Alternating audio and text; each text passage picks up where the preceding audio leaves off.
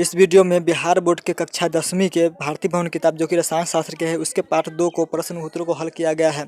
इससे पहले का पार्ट जो कि पार्ट 1 था उसको पहले वीडियो में हमने हल कर दिया है। उसका अगर डिस्क्रिप्शन में लिंक डाल दूंगा, वहाँ से भी आप देख सकते हैं अगर देखना चाहते हैं तो, नहीं तो आप हमारे प्ले लिस्ट में जाकर भी देख सकते हैं। पहला नंबर क्वेश्चन है 3 खनिज अम्लों के सूत्र लिखे। तो खनिज अम्ल वैसे अम्लों कहा जाता है जिसमें कार्बोनिक आयन उपलब्ध न हो, अर्थात उसमें कार्बन का अणु उपलब्ध न हो। जैसे HNO3 इसमें कार्बन नहीं है, H2SO4 इसमें भी कार्बन नहीं है। 2 नंबर क्वेश्चन है एक कार्बनिक अम्ल का सूत्र लिखे। इसका कार्बनिक अम्ल का अर्थ यही हुआ कि जिसमें कार्बन उपलब्ध हो। जैसे CaCO3 इसमें देखिए कार्बन का अणु उपलब्ध है, तो ये कार्बनिक अम्ल हो गया। क्वेश्चन नंबर 3 है सिरका में कौन सा अम्ल होता है। इसका आंसर हो जाएगा सिरका में एसिटिक अम्ल होता है। क्वेश्चन नंबर 4 है बैटरी अम्ल क्या है। इसका आंसर हो जाएगा सल्फ्यूरिक अम्ल को बैटरी अम्ल कहा जाता है। क्वेश्चन नंबर 5 है उस अभिक्रिया का नाम बताया जिसमें अम्ल तथा भस्म की अभिक्रिया से लवण तथा जल बनते हैं। इसका आंसर हो जाएगा उदासीनीकरण अभिक्रिया। 6 नंबर क्वेश्चन है सामान्य लवण, अम्लीय लवण तथा भास्मिक लवण के एक एक उदाहरण लिखे। इसका आंसर हो जाएगा सामान्य लवण जैसे NaCl या KCl, उसके बाद अम्लीय लवण जैसे H2SO4 हो जाएगा, भास्मिक लवण जैसे PbOH का होल्टवाइज HNO3, उसके बाद तीर निशान PbOH का होल्टवाइज NO3 प्लस H2O। हमने अगले कुछ वीडियो में होल्टवाइज के बदले में N2 भी बोल दिया है, तो आप लोग उसको होल्टवाइज ही मान लीजिएगा। क्वेश्चन नंबर 7 है CO2 का यानी कार्बन डाइऑक्साइड का जलीय विलयन अम्लीय होता है या भास्मिक। इसका आंसर हो जाएगा कार्बन डाइऑक्साइड का जलीय विलयन अम्लीय होता है।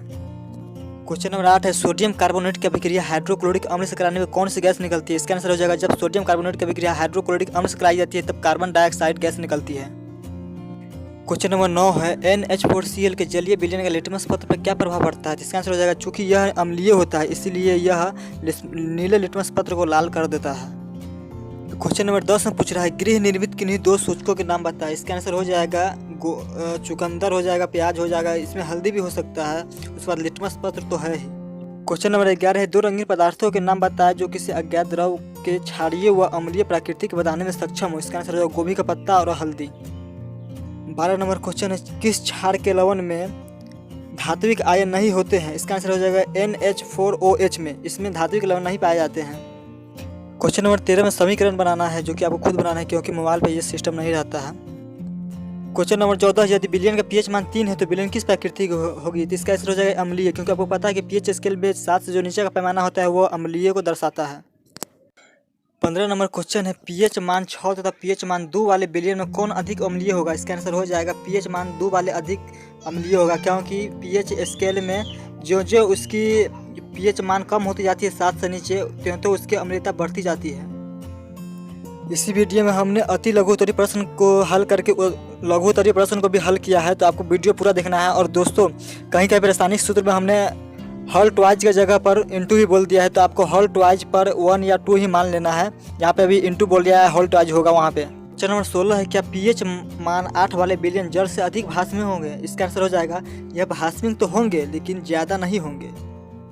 क्वेश्चन नंबर 17 है निम्नांकित में अम्लीय लवण, भास्मिक तथा उदासीन लवण को चुनना है। इसका आंसर हो जाएगा पहला जो होगा NaCl वो उदासीन लवण होगा, दूसरा NaHCO3 जो होगा वो अम्लीय लवण होगा, और तीसरा Mg(OHCl) जो होगा वो भास्मिक लवण हो जाएगा इसका।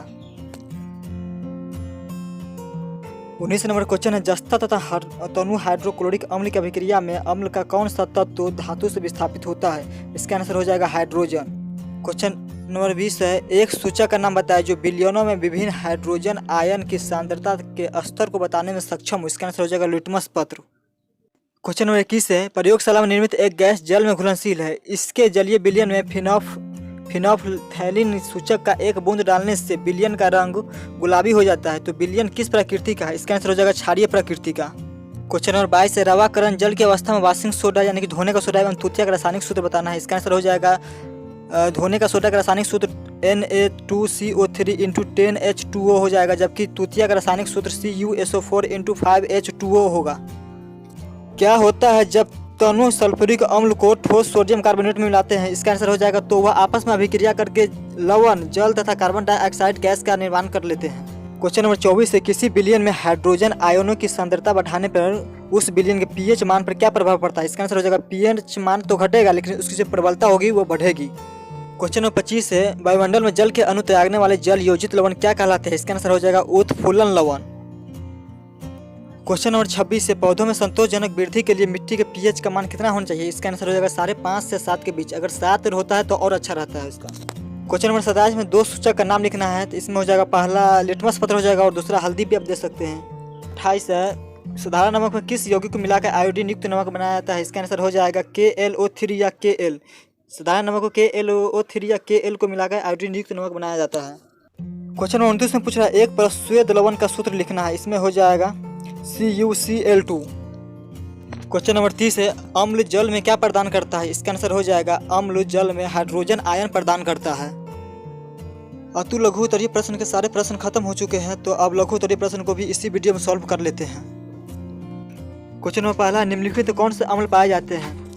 पहला है नींबू का रस, इसमें सिट्रिक अम्ल पाया जाता है। दूसरा इमली, इसमें टार्टिक अम्ल पाया जाता है। तीसरा सिरका, इसमें एसिटिक अम्ल पाया जाता है। चौथा विटामिन सी की गोली, इसमें जो होता है एस्कार्बिक अम्ल पाया जाता है। और पांचवा खट्टा दूध है, इसमें लैक्टिक अम्ल पाए जाते हैं। क्वेश्चन नंबर 2 है, निम्नलिखित अम्लों के आणविक सूत्र लिखें। पहला है सल्फ्यूरिक अम्ल, इसका आणविक सूत्र हो जाएगा H2SO4। दूसरा है नाइट्रिक अम्ल, इसका हो जाएगा HNO3। तीसरा हाइड्रोक्लोरिक अम्ल, इसका हो जाएगा HCl। चौथा फास्फोरिक अम्ल, इसका हो जाएगा HPO3। पांचवा कार्बनिक अम्ल, इसका होगा HCO3। क्वेश्चन नंबर 3 में छोटे छोटे अक्षरों में 4 क्वेश्चन पूछे हुए हैं, इसमें सबका जो आंसर है इसमें सॉल्व कर दिए हम। पहला है, क्या होता है जब दोनों सल्फ्यूरिक अम्ल की अभिक्रिया जस्ता से होती है? तो इसका आंसर हो जाएगा जब जस्ता से अभिक्रिया होती है तब जिंक सल्फेट एवं हाइड्रोजन गैस बनाती है। दूसरा हो जाएगा, क्या होता है जब हाइड्रोक्लोरिक अम्ल की अभिक्रिया मैग्नीशियम से होती है? इसका आंसर हो जाएगा मैग्नीशियम क्लोराइड लवण बनाएगा एवं हाइड्रोजन गैस मुक्त होगा। तीसरा पूछ रहा है, तनु सल्फ्यूरिक अम्ल की अभिक्रिया एल्युमिनियम से कराने पर क्या होती है? तो इसका आंसर हो जाएगा एल्युमिनियम सल्फेट एवं हाइड्रोजन गैस बनाएगा। चौथा हो जाएगा, तनु हाइड्रोक्लोरिक अम्ल की अभिक्रिया लोहा से कराने पर क्या होती है? इसका आंसर हो जाएगा तनु हाइड्रोक्लोरिक अम्ल की अभिक्रिया लोहा से कराने पर हाइड्रोक्लोरिक अम्ल तेजी से अभिक्रिया करके हाइड्रोजन गैस मुक्त करती है। 4 नंबर क्वेश्चन है, एसिटिक अम्ल एक दुर्बल अम्ल तथा अमोनिया एक दुर्बल भस्म। यहाँ दुर्बल शब्द का क्या तात्पर्य है? इसका आंसर हो जाएगा वे अम्ल जो जल में घुलकर सिर्फ आंशिक रूप में आयनित होकर हाइड्रोजन आयन प्रदान करते हैं दुर्बल अम्ल कहलाते हैं, जैसे हाइड्रोक्लोरिक अम्ल। तथा दुर्बल भस्म वह भस्म है जो जलीय विलयन में सिर्फ अंशतः आयनित होकर कम मात्रा में हाइड्रा ऑक्साइड आयन प्रदान करते हैं। यहाँ पर दुर्बल भस्म का यह अर्थ है कि ये परवल की अपेक्षा जल में घुलकर कम मात्रा में घुलते हैं और कम मात्रा में हाइड्रोजन आयन या हाइड्रा ऑक्साइड आयन प्रदान करते हैं।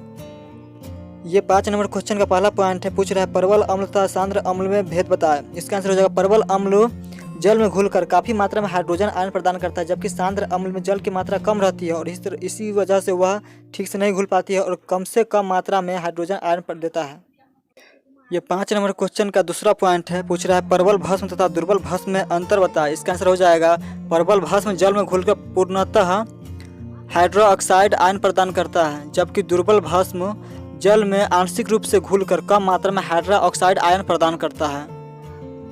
6 नंबर क्वेश्चन है, कार्बोनेट का उदासीनीकरण ऑक्साइड तथा हाइड्रो ऑक्साइड के उदासीनीकरण से भिन्न कैसे होता है? इसका आंसर हो जाएगा कार्बोनेट आयन का प्रकृति जो होता है वह क्षारीय होता है, लेकिन अगर उसमें H उपस्थित रहेगा तो वह अम्लीय होगा, लेकिन हाइड्रो ऑक्साइड का जो उदासीनीकरण होगा वह पूर्ण रूप से क्षारीय ही होगा।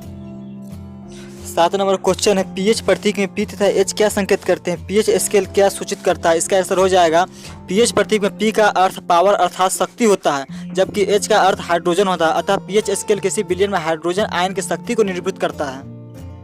8 नंबर क्वेश्चन है, 5 विलयनों ABCD तथा E को यूनिवर्सल सूचक द्वारा जांच करने पर इन विलयनों के पीएच क्रमशः 1, 3, 1, 12, 7 तथा 9 पाए गए। इसमें कौन विलयन उदासीन है? तो उदासीन हम जानते हैं कि 7 से जितना जैसे कम होता चला जाता है विलयन का पीएच मान वैसे उसकी अम्लता बढ़ती चली जाती है, और 7 से जैसे जैसे उसका पीएच मान बढ़ता चला जाता है उसकी क्षारीयता भी उसी तरह से बढ़ती चली जाती है। इसमें उदासीन कौन है?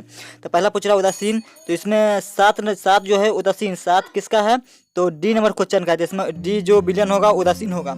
उसके बाद दूसरा क्वेश्चन है, परवल क्षारीय कौन है? जिसमें हम जानते हैं 2 इसमें क्षार है, 9 और 12, लेकिन 12 जो है परवल है 9 की तुलना में, तो 12 किसका है? 3 नंबर क्वेश्चन 3 नंबर का, तो सी पॉइंट जो है वो परवल क्षारीय होगा। उसके बाद अगला है परवल अम्लीय कौन है? तो इसमें अम्लीय 2 है, 1 है और 3 है, लेकिन 3 जो है वो कम अम्लीय है 1 की तुलना में, तो इसमें हो जाएगा 1, तो 1 का बी नंबर पॉइंट हो जाएगा। उसके बाद अगला है दुर्बल अम्लीय कौन है, तो दुर्बल अम्लीय 3 है, तो इसमें 3 पहला का ए पॉइंट हो जाएगा। उसके बाद दुर्बल क्षारीय कौन है, अगला क्वेश्चन पूछ रहा है दुर्बल क्षारीय कौन है, तो इसमें हो जाएगा दुर्बल क्षारीय, इसमें 2 क्षार है, 9 भी है और 12 भी है, तो इसमें 12 उच्च क्षारीय है, जबकि 9 नंबर क्वेश्चन हो जाए 9 नंबर पॉइंट जो है ये किसका है, सबसे लास्ट वाला ई वाला पॉइंट का है, तो इसमें ई पॉइंट हो जाएगा आंसर। 9 नंबर पॉइंट है 3 अम्लीय विलयन XYZ का पीएच मानक क्रम से 0, 3 तथा 5 है, तो पूछ रहा है इसमें किस विलयन में हाइड्रोजन आयन सर्वाधिक होगा। तो हम जानते हैं कि जिस विलयन का पीएच मान जितना ही कम होता है वो उतना 7 से जितना ही कम होता है वो उतना ही ज़्यादा अम्लीय होता है, तो इसमें और उसमें हाइड्रोजन आयन की मात्रा भी सर्वाधिक होती है, तो इसमें X का जो है वो सबसे कम है 0 है, अर्थात ये सबसे ज़्यादा अम्लीय है, और इसमें हाइड्रोजन आयन का आयन जो होगा वो सब सर्वाधिक होगा। दूसरा पॉइंट है किस विलयन में हाइड्रोजन आयन सबसे कम होगा, तो इसमें 5 नंबर जो जिसका पीएच मान 5 है, अर्थात इसमें यह 0 की तुलना में यह कम अम्लीय है, अर्थात इसका जो इसमें जो हाइड्रोजन आयन होगा वो इन तीनों विलयनों की तुलना में सबसे कम होगा उसमें। 10 नंबर क्वेश्चन है अच्छे फसल के लिए मिट्टी का पीएच मान 5.5 से 7 होना चाहिए, किसान मिट्टी में चूना क्यों मिलाते हैं समझाएं। इसका आंसर हो जाएगा क्योंकि मिट्टी के अत्यधिक अम्लीय व क्षारीय होने पर पौधों की वृद्धि बाधित हो जाती है, अतः किसान अपने खेत की मिट्टी को अम्लीयता से होने वाले नुकसान से बचाने के लिए इसमें चूना डालकर अम्लीयता को खेत की जो अम्लीयता होती है उसको कम करने का प्रयास करते हैं, ताकि पौधे की वृद्धि होने में किसी प्रकार की समस्या न हो।